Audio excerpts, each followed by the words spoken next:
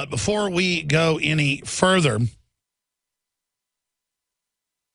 I want to start to break down the situation that is unfolding in the Ukraine. The Ukrainian government has voted to join with the Russians. This has escalated the situation quite a bit. Again, Crimea votes to join Russia, accelerating Ukraine crisis. That is what is being reported by Reuters. And they're talking about sanctions against Russia now becoming somewhat of a certainty. First, they were talking about them a few days ago. Now they're saying they're going to try to get them in place via the State Department, NATO, and the EU. There's talk of not letting Russians come here or travel into the EU, you name it, with their visas. These are really acts of war that are being discussed. And I'm not defending the Russian position. It's just that the West did foment this. They did overthrow an elected government. Russia had secured its gas pipelines in its port, and it's 75% Russian in the area they grabbed. It's a small area of eastern Ukraine. And you now have confrontations going on the last 4 or 5 days that have been on television with Ukrainian troops marching up to Russian bases that have been there forever, for hundreds of years, really, in many cases, and threatening to attack them. This could escalate very, very quickly, obviously. Everybody knows that. I was hoping when Putin stopped Crimea that this would de-escalate things a few days ago. That does not appear to be what's going on. Meanwhile, I was, again, early this morning watching some of the committee hearings from yesterday with McCain, and he's making more statements today. And it was the most canned garbage I've ever seen to Secretary of Defense Hagel. And the clips are out there. He was saying, how can you be cutting the Pentagon budget right as the Russians invade Ukraine? This could not be worse, was his quote. And what are we going to do? You notice the day that we cut defense spending last week, the Russians invaded, as if that's why they invaded. They cut some of the increase in defense spending. Some of the increase in defense spending. The United States spends half, look it up, of the world's money on defense. All other countries combined, or the other half. Look it up. Guys, just type it in for TV viewers. Type in U.S. accounts for half of world's defense spending. It'll show all sorts of graphs.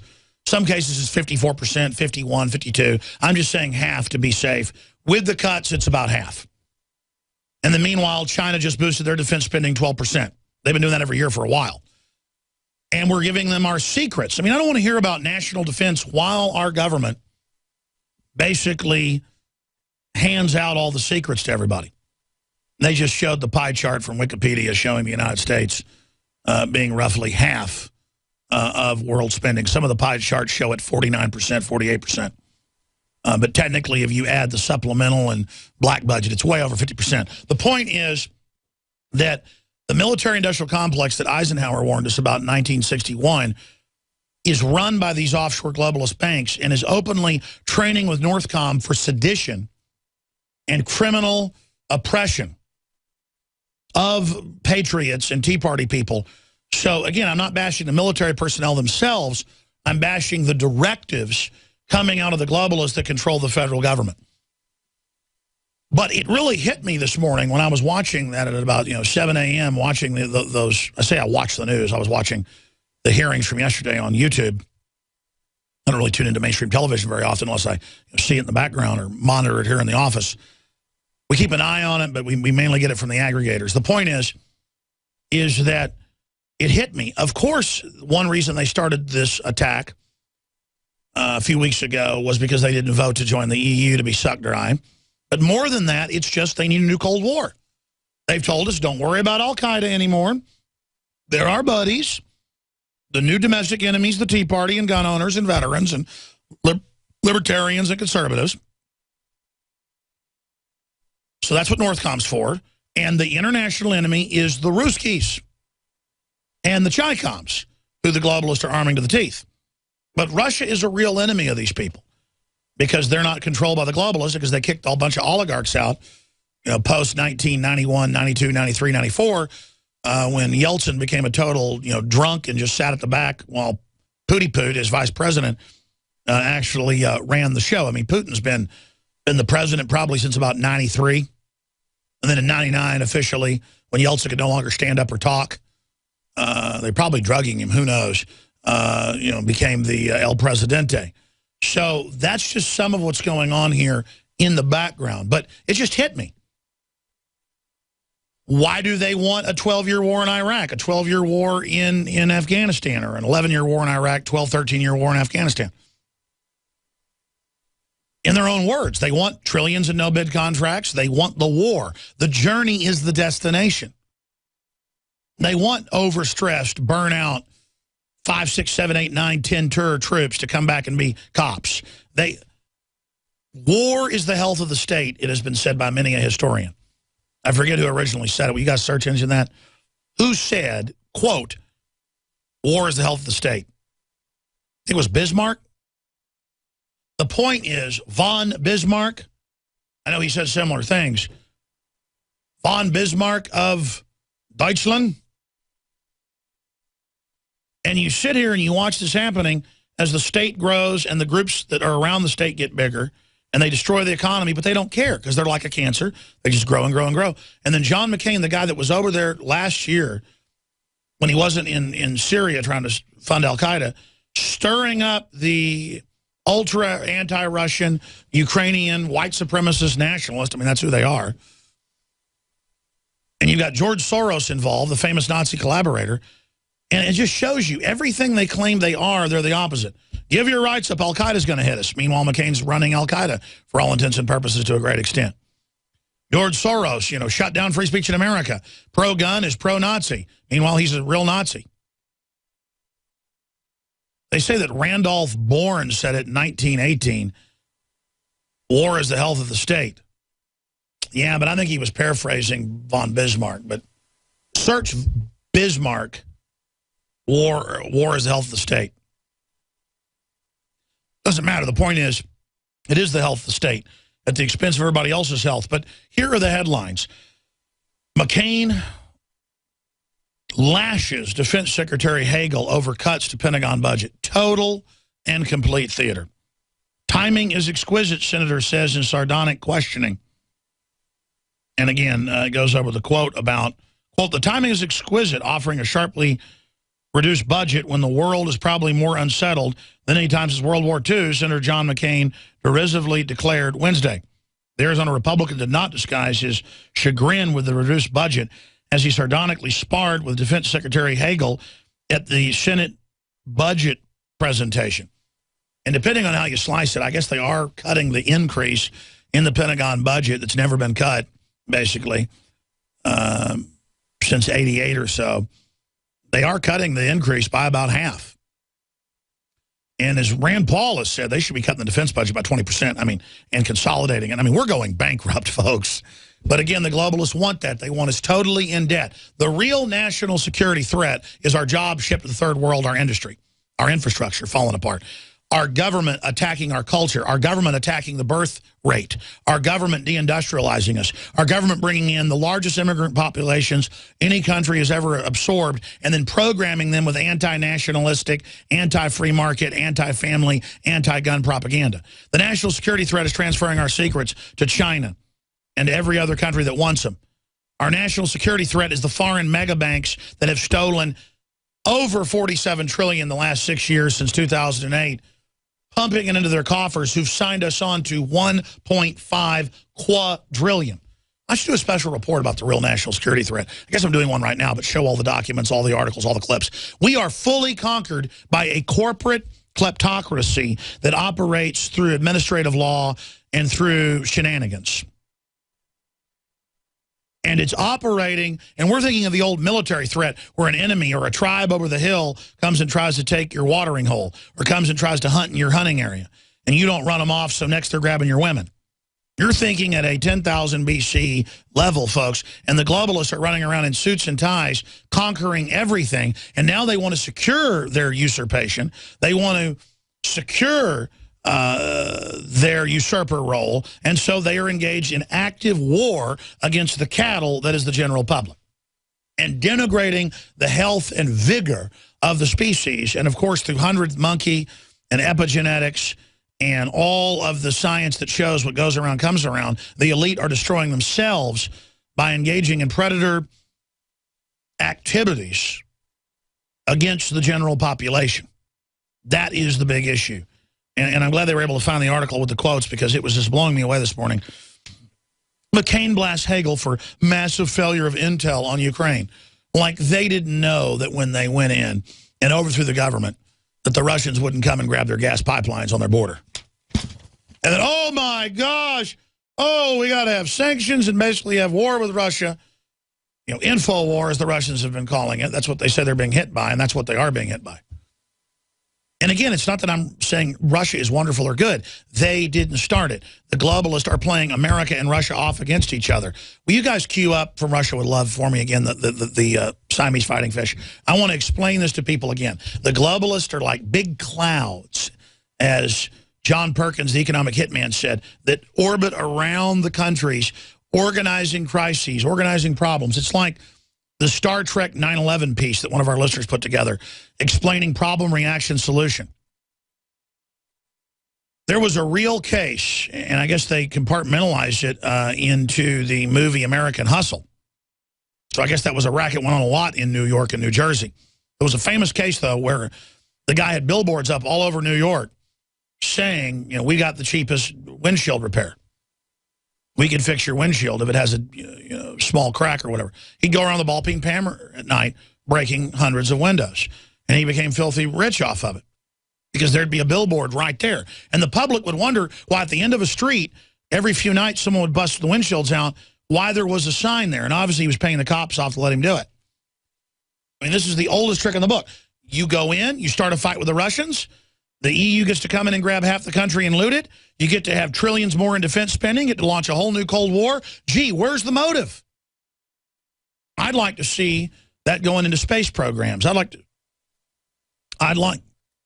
to see it going into real research, real renaissance, real human empowerment.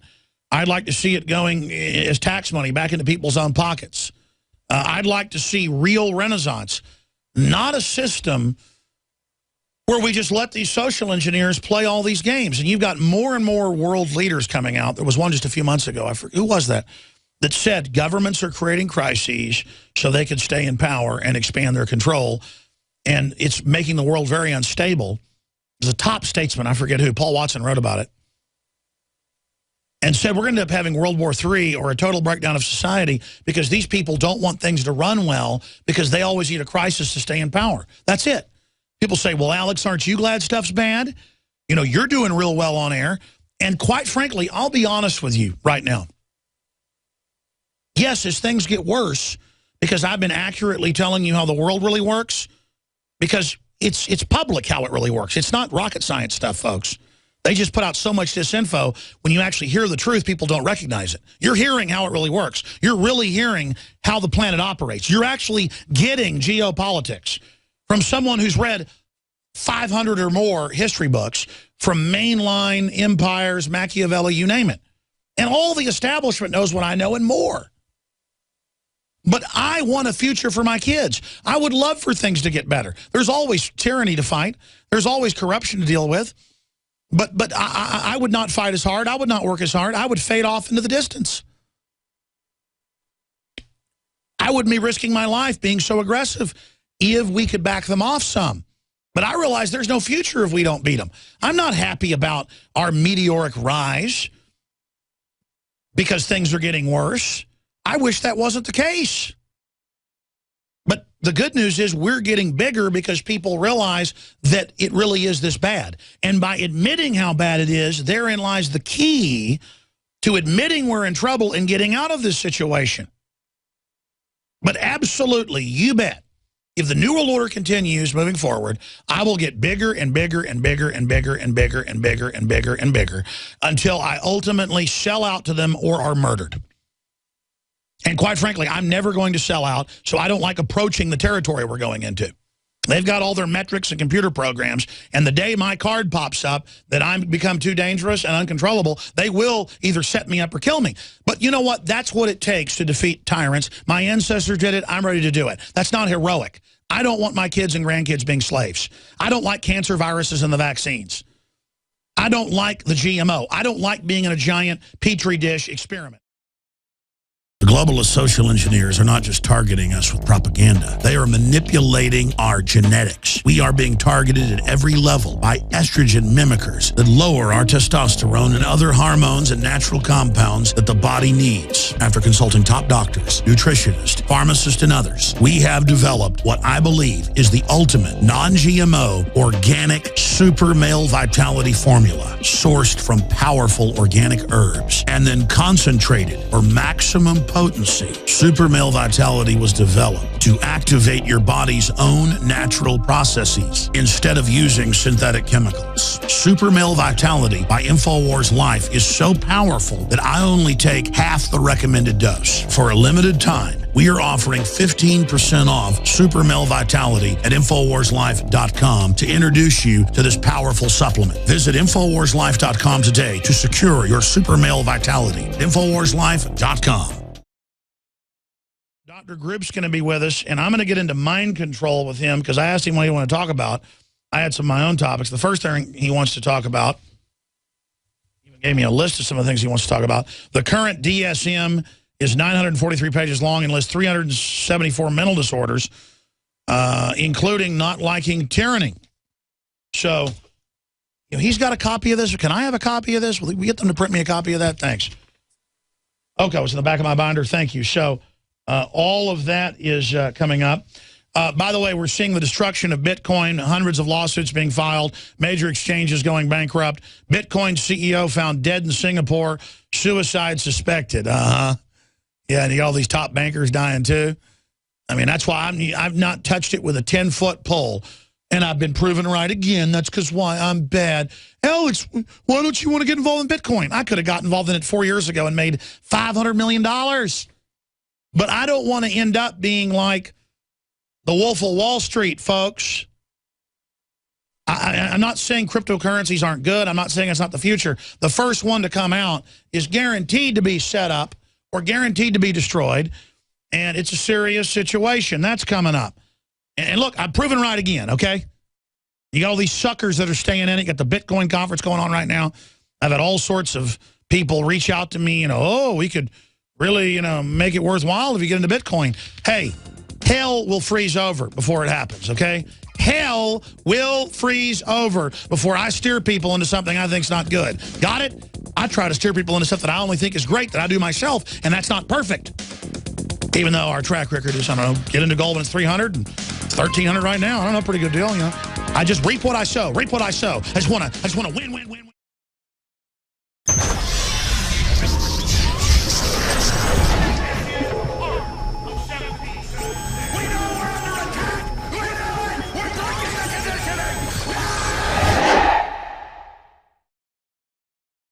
Missouri teachers object to being shot during drills. How dare them?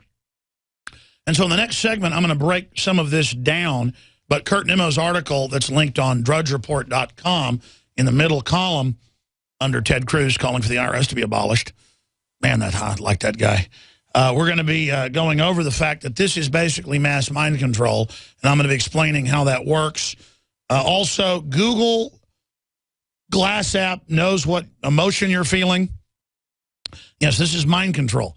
And that's why Amazon, with 100% accuracy, can predict what you're going to be ordering before you order it, how your mouse goes over it, what you do, tracking you in real time.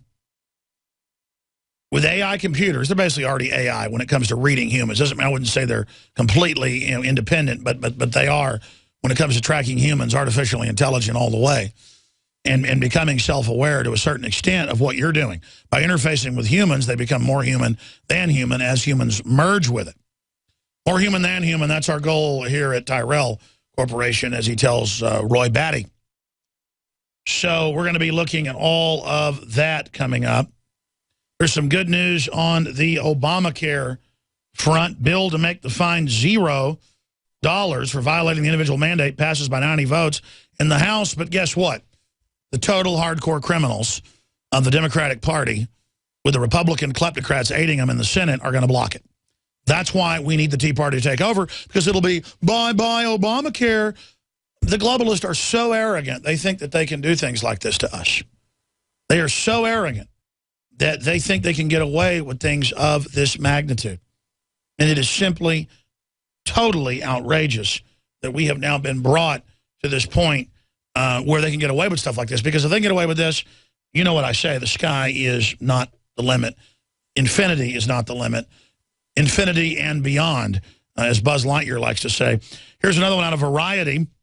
Hollywood continues to flee California at alarming rate. Let me explain what's happening. Hollywood is dead. And the final nail in the coffin is House of Cards, as I said yesterday. It's downloaded 16 million times a week in China alone. Some estimates are 100 million if you count pirates of it, as if pirates matter.